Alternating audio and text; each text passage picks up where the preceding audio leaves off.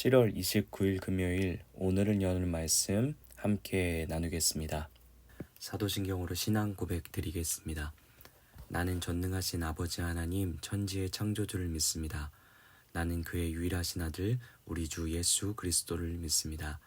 그는 성령으로 잉태되어 동정녀 마리아에게서 나시고 본디오 빌라도에게 고난을 받아 십자가에 못 박혀 죽으시고 장사된 지 사흘 만에 죽은 자 가운데서 다시 살아나셨으며 하늘에 오르시어 전능하신 아버지 하나님 우편에 앉아 계시다가 거기로부터 살아있는 자와 죽은 자를 심판하러 오십니다.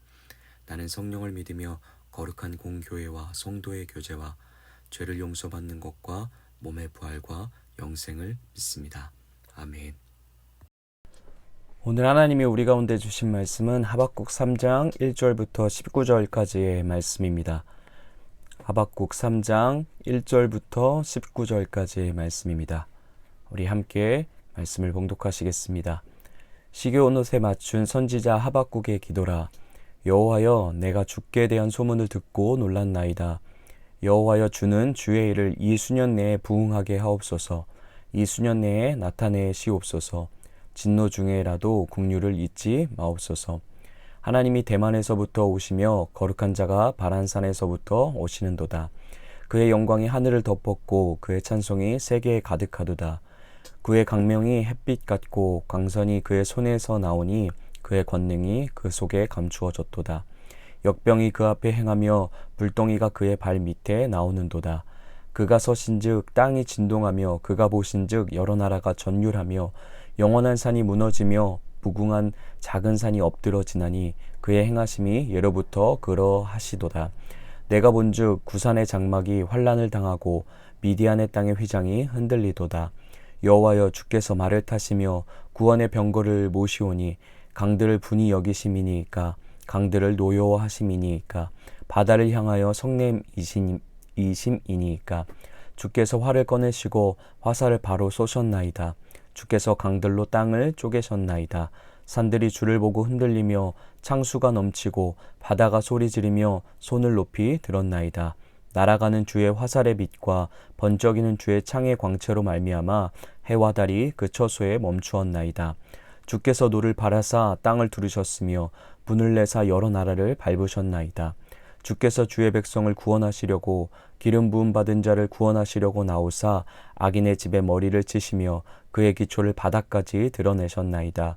그들이 회오리바람처럼 이르러 나를 흩으려 하며 가만히 가난한 자를 삼키기를 즐거워하나 오직 주께서 그들의 전사의 머리를 그들의 창으로 찌르셨나이다. 주께서 말을 타시고 바다 곧 큰 물의 파도를 밟으셨나이다. 내가 들었으므로 내 창자가 흔들렸고 그 목소리로 말미암아 내 입술이 떨렸도다. 무리가 우리를 치러 올라오는 환난날을 내가 기다림으로 썩이는 것이 내 뼈에 들어왔으며 내 몸은 내 처소에 떨리는도다. 비록 무화과나무가 무성하지 못하며 포도나무에 열매가 없으며 감람나무에 소출이 없으며 밭에 먹을 것이 없으며 우리의 양이 없으며 외양간에 소가 없을지라도 나는 여호와로 말미암아 즐거워하며 나의 구원의 하나님으로 말미암아 기뻐하리로다.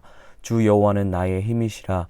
나의 발을 사슴과 같게 하사 나를 나의 높은 곳으로 다니게 하시리로다.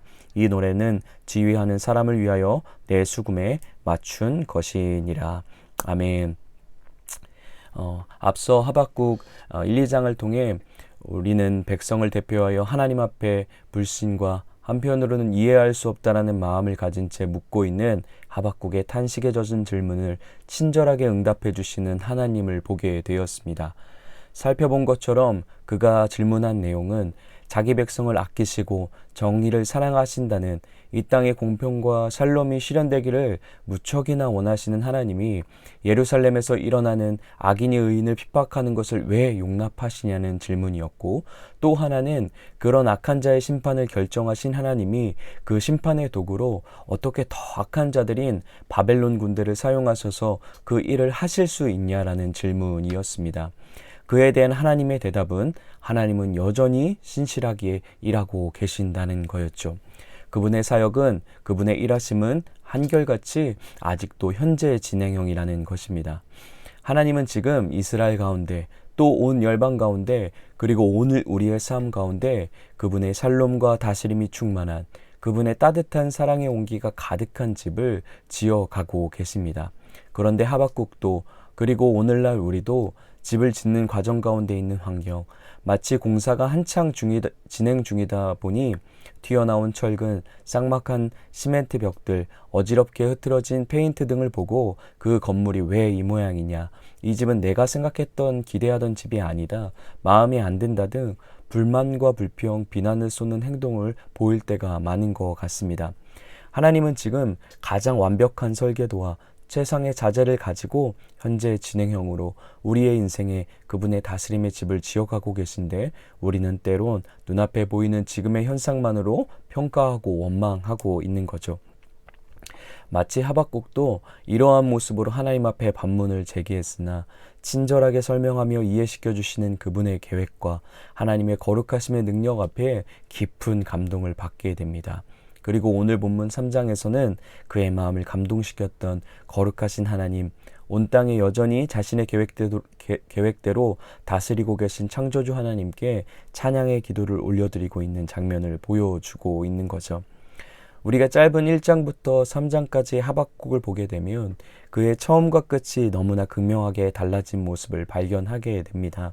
하나님의 사역에 대하여서 심각하게 문제와 불편함을 내비치며 책을 시작하던 그가 그 끝인 오늘 3장에서 보게 되면 하나님을 향한 절대적인 믿음의 고백과 찬양으로 가득한 채 그 책을 마무리하고 있는 거죠.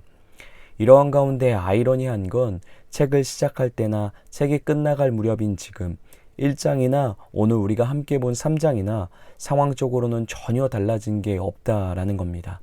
아직도 악인들은 의인을 착취하고 있고 괴롭게 하는 상황들은 여전히 펼쳐지고 있기 때문인 거죠.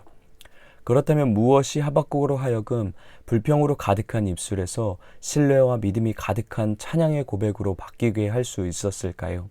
오늘 본문을 통해 이 해법을 발견해보고 오늘 하루를 시작하는 우리의 삶 가운데도 혹여나 불평과 불명으로 또 못마땅으로 아침에 눈을 떴을지라도 우리의 마음이 하박국과 같이 역전을, 반전을 경험하며 찬양으로 뒤바꾸는 하루가 되기를 소망합니다. 먼저 첫 번째 해법은 기억하라입니다. 2절에서 보면 하박국은 찬양의 기도를 드리며 이렇게 고백하며 시작합니다. 여호와여, 내가 주께 대한 소문을 듣고 놀랐나이다. 그리고 16절에 보면 또 동일한 표현으로 내가 들었습니다 라는 고백으로 그 절을 시작하고 있는 것을 우리가 볼 수 있습니다. 이 표현들은 과거에 있었던 일을 되새기고 기억하고 회상하는 표현들이거든요. 그런데 본문의 구절을 보면 2절과 16절이 마치 그 중간에 있는 3절부터 15절까지의 말씀을 둘러싸고 있는 것처럼 보입니다. 3절에서부터 15절은 하나님의 임재, 함께 하심에 대한 찬양들을 드리는 내용인데 대부분 어떠한 이미지를 바탕으로 어떠한 이미지를 근거로 쓰여지고 있냐면 과거에 베푸셨던 일들, 이전에 이스라엘이 경험했던 특별한 하나님의 은총에 대한 부분들을 인용하고 배합하여 표현하고 있습니다. 특별히 창조의 일들로부터 시작하여 출애굽 때 홍해 앞에서 함께 하셨던 하나님, 정복 전쟁 가운데 함께 하셨던 하나님, 그리고 다윗 시대에 함께 하셨던 하나님, 그래서 자기 백성을 권능의 능력으로 신실하게 돌보시고 구원하신 하나님에 대한 이미지를 가지고 지금 현재 그 자리에서 찬양하고 있는 모습인 거죠. 하박국은 지금 과거에 신실히 자신의 백성의 삶에 개입하셔서 돌보시고 승리를 주신 하나님을 기억하며 현재에도 그분이 일하고 계심을 신뢰함으로 바라보고 또한 미래에 온전하게 성취될 하나님의 약속을 기대함을 가지고 고백하고 있는 것입니다. 처음에는 현재의 좁아진 시선으로 상황을 바라봤던 하박국이 하나님의 친절한 안내해 주심으로 인해 과거에 신실하게 함께 하셨던 하나님, 그 약속을 반드시 지키시고 실행하시는 하나님을 기억하며 그것을 발판 삼아 불평의 자리에서 찬양의 자리로 뛰어 넘어가고 있는 것이죠. 이러한 패턴은 하박국에서만 나타나는 게 아니라 시편 대부분의 패턴도 이와 비슷하게 이어집니다. 처음에는 원망과 불평과 호소로 가득한 사람이 어느 순간 하나님의 도우심으로 지금까지 돌보셨던, 지금까지 역사와 우리 인생에 개입하셔서 신실히 자기 약속을 성취해 가시는 하나님의 손길을 기억하며 다시금 찬양의 자리로, 감사의 자리로, 또 그것을 넘어 그 영광을 열방에 선포하는 자리로 나아가게 되는 것을 볼 수 있죠. 기억이란 기능은 구약에서뿐만 아니라 신약에서도 고난 앞에 또 세상의 유혹 앞에 흔들리고 있는 교회가 다시금 원래의 자리로 돌아가게 하는 강력한 능력으로 나타납니다. 서신서에서도 끊임없이 사도들은 교회에게 죽었다 다시 사신 예수님을 기억할 것을, 그리고 예수님이 가르친 약속의 말씀을 기억할 것을 재차 강조하고 또 강조하고 있죠. 그래서 교회가 어떠한 존재인지, 또 어디로부터 왔는지, 그리고 어딜 향해 무엇을 향해 가야 하는지 다시금 그 기억의 기능 안에서 확인하고 비춰보게 하는 것이죠. 오늘 우리 하루도 그 하나님을 기억하는 시간이 되길 소망합니다.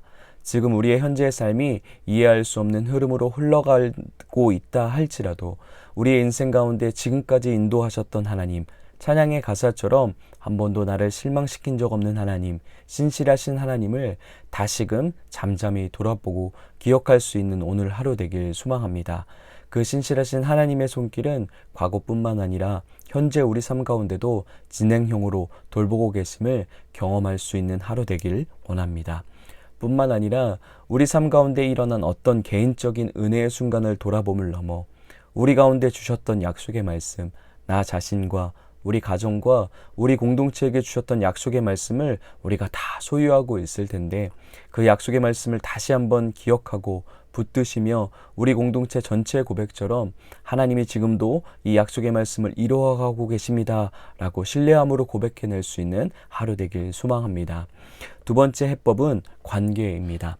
하나님의 일하심에 의심으로 문제제기하던 하박국이 신뢰함으로 그분을 찬양할 수 있었던 이유는 그에게 임한 약속의 말씀이 이제 머리가 아니라 관계적으로 그 가운데, 그 삶 가운데 임하였기 때문이죠. 이것이 가능했던 건 하박국이 하나님을 향한 끈질긴 매달림으로부터 시작된 것이 아닙니다. 1장에서부터 이어져 온 창조주가 자신의 온전한 계획을 전혀 담아내고 이해할 수 없는 그릇인 피조물에게 이해시키기 위해, 온전히 신뢰하게 하기 위해 끊임없이 그의 질문에 하나하나 친절히 대답해 주시고 찾아와 주시고 눈높이를 맞춰 주심으로 가능한 일이었습니다. 수요일 오늘 여는 말씀에도 이야기해 주셨듯이 우리의 기준을, 현저히 낮고 낮은 우리의 기준을 죽기까지 낮아지심으로 맞춰 주셨기에 가능한 일이었습니다. 그의 낮아지심의 은혜로, 친절한 그분의 은혜로 우리의 마음의 불신을 신뢰로, 불평을 감사로, 탄식을 찬양으로 만드시기까지 신실하게 인생 가운데 함께 하셨기에 그 일들이 가능했던 거죠. 그래서 오늘 본문의 시제를 보면 처음 시작은 3인칭으로 시작해요. 본문 중간에는 2인칭, 그리고 16절에 마침내 1인칭으로 표현하므로 마치 먼발치에 있던 하나님이 하박국 바로 앞까지 찾아와 주셨음을 3장 전체에 걸쳐 표현해내고 있는 듯합니다. 이러한 그분의 돌보심을 통해 하박국 가운데 구체적으로 어떠한 일들이 일어났을까요? 17절, 18절입니다. 비록 무화과나무가 무성하지 못하며 포도나무에 열매가 없으며 감람나무에 소출이 없으며 밭에 먹을 것이 없으며 우리의 양이 없으며 외양간에 소가 없을지라도 나는 여호와로 말미암아 즐거워하며 나의 구원의 하나님으로 말미암아 기뻐하리로다. 아멘. 무화과나무, 포도, 올리브, 곡식, 양, 소는 하나님이 그 백성 가운데 함께 하시는 외적인 증거로 주어졌던 풍요로움의 상징들이었습니다. 이것을 보고 하나님이 함께 하시는구나, 우리를 지켜 돌봐주시는구나를 느끼는 장치들이었죠. 그런데 이제 그것들이 없어도, 그것들이 눈에 보이지 않는다 할지라도 하나님 관계 안에서 만족하고 즐거워하고 신뢰할 수 있게 되었다고 고백하고 있습니다. 삶이 궁핍함에 처할지라도 하나님을 영원토록 신뢰할 수 있게 되었다라는 고백을 하박국이 오늘 본문에서 올려드리고 있는 거죠. 하나님을 인격적으로 만났기에, 그분이 힘이 되어주시기에 삶의 어떤 장애물, 그리고 하나님과의 관계를 공경에 빠뜨릴 수 있는 상황이 도전해 올지라도 사슴과 같이 산등성이를 뛰어넘듯이 쉽게 통과할 수 있는 인생이 되었음을 고백하고 있는 거죠. 그것이 가능한 근본적인 이유는 19절의 고백처럼 여호와가 나의 주이시며 구원의 하나님이 나의 힘과 능력이 되심을 그분의 은혜로, 그분의 친절하게 찾아와 주심으로, 그분의 생생한 현현으로 만남 가운데, 친밀한 관계 가운데 알게 되었기 때문이죠. 사랑하는 에바다 공동체 여러분, 하박국의 인생이 불평에서 찬양으로 뒤바뀐 반전을 경험한 건 무엇보다 그가 경험한 하나님의 임재 때문입니다.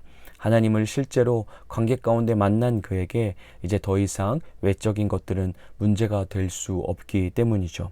왜냐하면 그가 만난 하나님은 참으로 능력이 많으시고 반드시 약속의 말씀을 성취하시며 누구보다 우리를 사랑하시는 창조주이시기 때문인 거죠.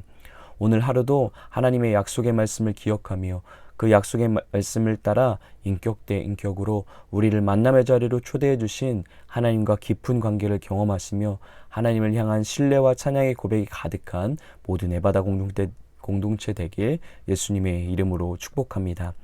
말씀을 기억하며 이렇게 기도했으면 좋겠습니다. 오늘 하루 성령의 도우심을 따라 지금까지 신실히 돌보셨던 하나님의 손길, 그리고 우리 가운데 주신 약속의 말씀을 기억할 수 있는 하루 되게 해달라고 기도하시겠습니다. 그리고 그 약속의 말씀을 현재 진행형으로 신실히 이루고 계신 하나님을 신뢰할 수 있는 하루 되게 해달라고 기도하시겠습니다. 그래서 그 기억의 발판을 딛고 혹여나 우리의 현실 속에 불평과 불신이 있다면 하박국과 같이 신뢰와 찬양의 자리로 다시금 뛰어넘어갈 수 있는 오늘 하루 되게 해달라고 함께 기도하시겠습니다. 또한 그 약속의 말씀이 지식과 문자를 넘어 우리 삶 가운데 찾아 들어오시는 인격적인 만남과 관계로 이어질 수 있도록 기도하시겠습니다. 그래서 어떤 상황 속에 있든지 여호와로 즐거워하고 구원의 하나님으로 인해 기쁨이 가득할 수 있는 하루 될 수 있게 함께 기도하시겠습니다. 가정을 위한 기도는 불평과 원망보다는 감사와 축복의 말들이 가득한 가정, 서로를 세워주는 축복의 말들이 가득한 가정 되게 함께 기도하시겠습니다. 교회를 위해서는 외적인 현상들에 집중하지 않고 하나님과 깊은 관계 가운데 허락하시는 참 자유와 기쁨이 가득한 공동체 되게 해달라고 기도하시겠습니다. 나라를 위한 기도는 중요하고 존귀한 가치가 묵살되지 않는 사회가 되게 하시고 사랑이 가득한 나라 되게 해달라고 함께 기도하겠습니다. 세계를 위한 기도는 여전히 아픔과 고통에 신음하는 사람들을 향해 지속적인 깊은 관심과 도움의 손길을 내밀 수 있는 세계 되게 해달라고 함께 기도하시겠습니다. 오늘 공동체 기도 제목은 문태양 어린이를 위해서 우리 함께 기도하시겠습니다. 하나님께 사랑받고 있음을 늘 기억할 수 있도록, 가족이 건강하며 하나님을 주인으로 모시고 살 수 있도록, 하나님께서 주신 모습 그대로 친구들을 사귀고 다른 사람을 받아들일 수 있도록, 어린이들이 건강하고 씩씩하게 자라나며 기쁨으로 하나님을 예배할 수 있는 교회 되도록, 가난하고 소외된 사람들에게 하나님의 사랑이 전해질 수 있는 사회와 나라와 온 세계를 위한 온 세계가 되도록 함께 기도하시겠습니다. 또한 다음 세대 여름 사역을 위해 끝까지 함께 같이 기도하시겠습니다. 오늘 모든 사역을 마치고 돌아오는 청소년 팀을 마지막까지 무사히 안전하게 잘 도착할 수 있도록 기도해 주시고, 오늘부터 이어질 어린이팀 수련회, 그리고 주일에 있을 영유아 수련회와 다음 주 있을 청년 수련회를 위해서도 함께 지속적으로 손모아 간절히 기도하길 소망합니다. 기도 제목을 가지고 자리에서 간절히 기도하시고 각자 자리에서 주기도문으로 고백하시고 모든 예배 마치도록 하겠습니다.